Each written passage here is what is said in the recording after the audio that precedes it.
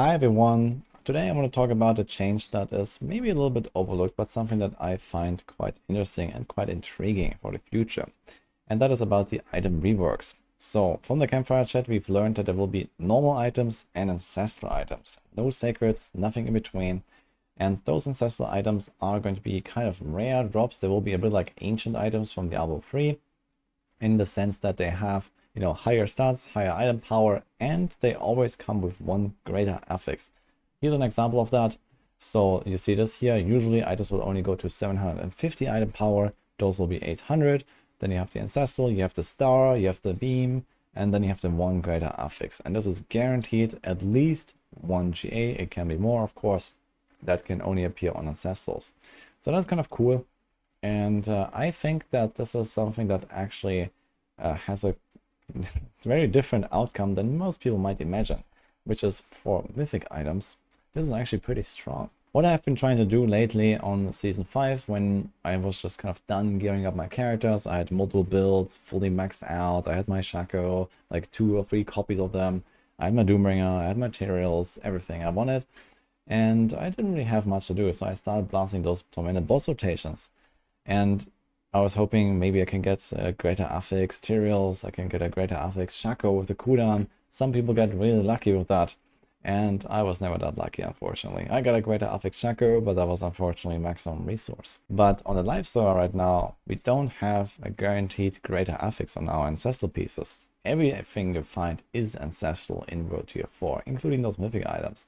But in the future, yeah, not many things will be ancestral. I don't know exactly how often those items will drop. I guess when you go to the higher torments, it might be way more. So there's going to be plenty of ancestral loot.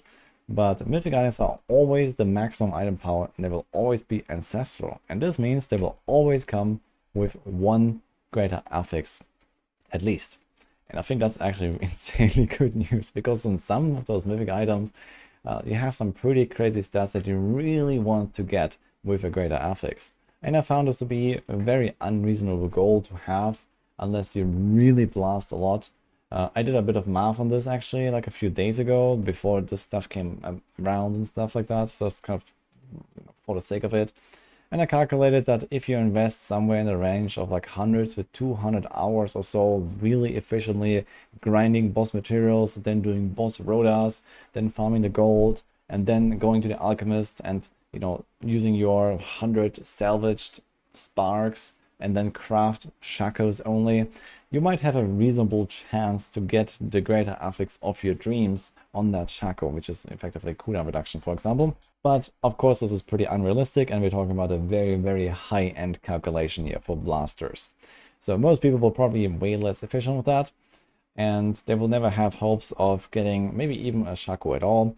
But I guess mythic uniques have become much more accessible these days. So if you try, you can use those boss materials, you can use those Stygian stones, join the Rota, or even try it alone. Eventually you will find your mythics, and you have the option to also farm the sparks from the season journey cache and these kind of things.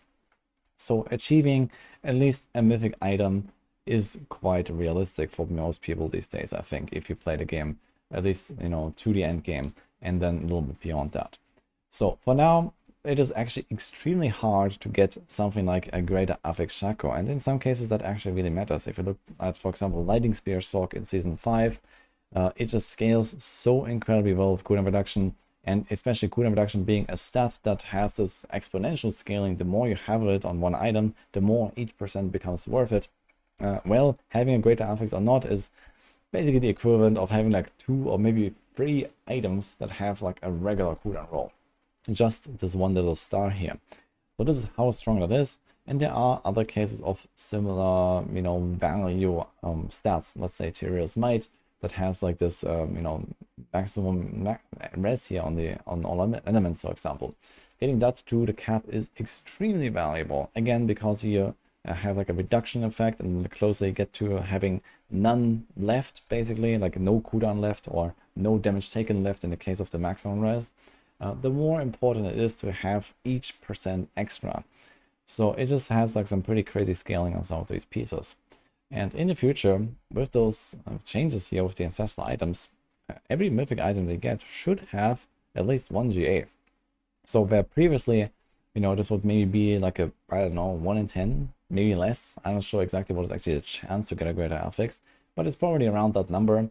It is now every single time you get a guaranteed one. And this means that on average, for example, you need 4 shakos. Now, this might sound pretty ridiculous to some of my viewers here, but if you really try, if you're really grinding high end and you found those mythic boss rotations or like tormented boss rotations, you can get to the point where you can get some extra sparks, you can start crafting a few of those extra harlequins, or you might just get lucky on the way and you might find multiple copies of the same item. And it's actually also a big complaint I had about mythic items in the past, that they always roll exactly the same stats. There's never really any reason to even look at them when I already have one of them. Unless I see a star on it, I just shrug and salvage it into a spark anyway, because why would I even bother looking at the item? It's always the same, everything is max rolled, I know exactly all the numbers on this piece. Like, what's the point? I found this extremely boring, to be honest, when I found copies of the same item, and I found this to be quite of like a mistake. I was hoping for a bit more variance there, and now we actually have that. Every single time you get one, you will actually be excited to see what is this star, where did it land?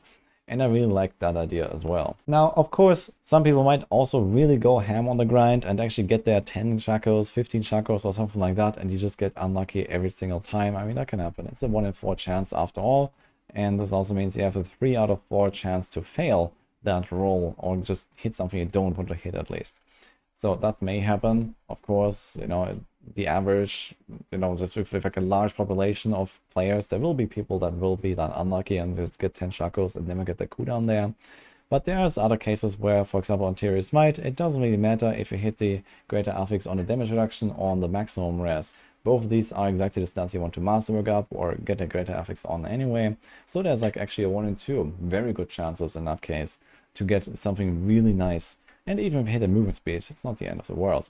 So that's kind of cool stuff here. Now, there are still other items that I don't really expect will get to the point of being very viable, like Metal Heart. Yeah, sure, you can be extremely tanky using this thing, and you can actually, you know, get to something like 40% extra DR plus all of this effect here, but it's not really gonna like shift this item into the meta or anything, I would guess, without like a major rework. But yeah, whenever we get these kind of items, especially when they have like one really high value stat similar to the cooldown or similar to the damage reduction or the res here, they will suddenly be much more accessible, and we can actually realistically get to the point where we could expect this power jump. If you really go ham on the grind and you found those mythic items, yeah, you can try to either craft them from the alchemist with those sparks if you get leftovers, or you might just get lucky on your first drop and boom, that's it. So I'm very much looking forward to that. And actually making planners that have something like this here is a, you know, relatively realistic scenario in the future. I was kind of like staying away from this in the past. I did maybe something like this, you know, like no greater affix, but you know, if it's like a really valuable stat, I would go for a triple. My shako in the game right now looks like this, for example. I did go for a triple here because cooldown reduction is just so important on some builds. And likewise, you know, I made the materials that looks exactly like this with the dream masterwork of the double max res and the 1 DR, but I never got lucky with those greater affixes. And in the future, well, we will just get them all the time. So this is something that I think is like really cool, really hype news, at least for me personally, and I just wanted to discuss through this a little bit, what it means. And we don't know exactly like what will happen with like the tormented boss rotations in the future. I think that Stygian stones are actually disappearing and we're just gonna have tormented bosses forever, basically. Or maybe there's gonna be some in between, like the normal versions and the tormented versions, and it will just kind of scale up the loot as you go to the higher torment levels. So something along those lines, I guess. But either way, mythic items are way more accessible than they were in the past, and I don't think that Blizzard is really gonna, you know, cut back on that in the future. So I do expect that if you reach the end game, if you start doing those boss rotations, you will find mythic items relatively reliably. And this means many stars, many greater affixes, and maybe even something like this. So this is just like the good news that I wanted to share here with like stuff that I found out, just like looking at the patch notes a little bit more deeply. Let me know what you think about this changes. Is it something that you like or not? Or maybe you have some other, you know, ideas about what else could be affected by this system exactly. But personally, I'm looking forward to it. So hope you enjoyed my little summary here, and see you guys next time.